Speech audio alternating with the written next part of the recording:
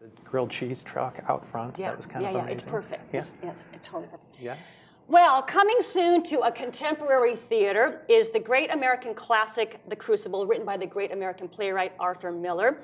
And here to talk about the production is ACT's great American artistic director, John Lange. Take it. I'm just Great. going to accept that. Thank you. All right, so for anyone not familiar with The Crucible, so give us the basic storyline. Basic storyline is this is a very, very small town in the middle of nowhere where a lot of tension has been building up in the community. And on a given night, this slave, Tituba, takes young women out into the woods. The women asked her to do this, to perform a little ceremony. And it could have just been, you know, a kind of episode of young girls getting out in a very repressed society to express themselves. Sure. But what happens is they're caught. And this little whisper of witchcraft begins. And because 2 years earlier in a town just 3 or 4 miles away, they found a witch, this murmur of witchcraft turns into this tempest that takes the whole society of this small town and turns it on its head, and neighbor starts to turn against neighbor, and it results in, you know, the murder of 16 people. Uncle, the rumor of witchcraft is all about. I think you had best go down and deny it yourself. And what do I tell them? That my daughter and my niece I discovered dancing like heathen in the forest? We do dance. Like you tell them I confessed it. But they're speaking of witchcraft. Betty's not witched! Abigail.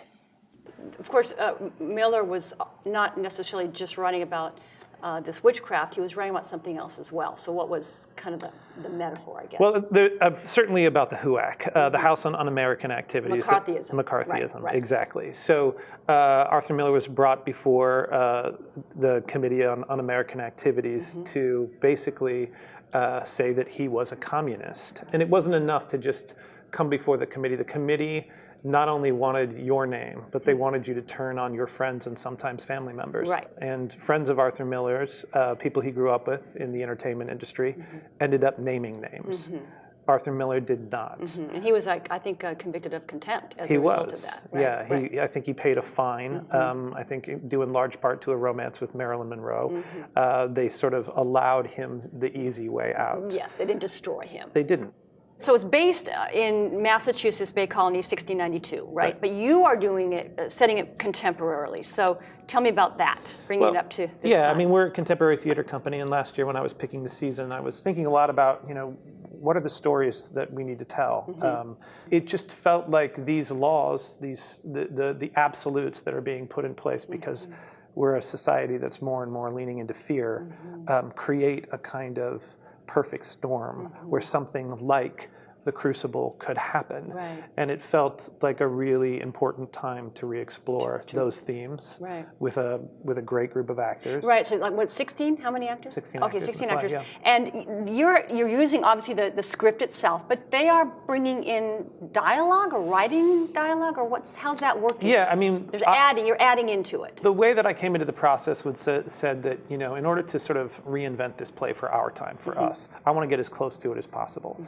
So they were tasked on the first day of rehearsal to bring in a piece of writing, a poem, something from the press, that really helped them get close and reflect this time, our time, to the time that Arthur Miller was writing about. The play, when the play was written, right. Exactly. And so some of that dialogue keeps popping up in the cartilage of the show. I mean, we do the show absolutely as Arthur Miller wrote it. Yeah.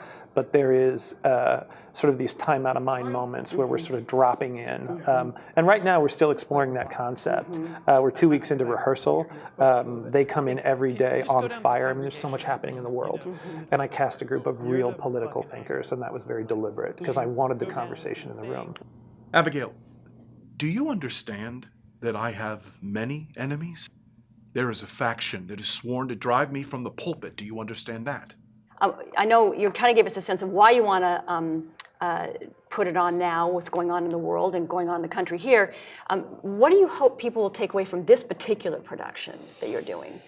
How close we are. I want the audience to really feel this slippery slope.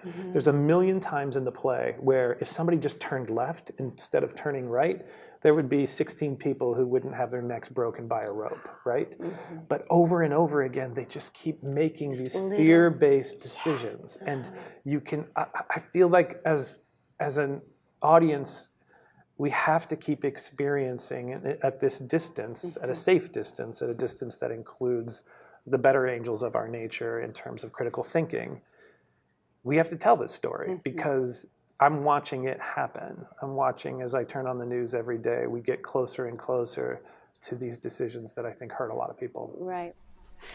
All right, well, ACT's production of The Crucible runs now through November 12th, and tickets are available on their website. Thank you so much. Yeah, it was great. Oh. I almost got it. Wow. And a little death in the morning. And a little death in the morning. Every day. Thanks so much. You're so welcome.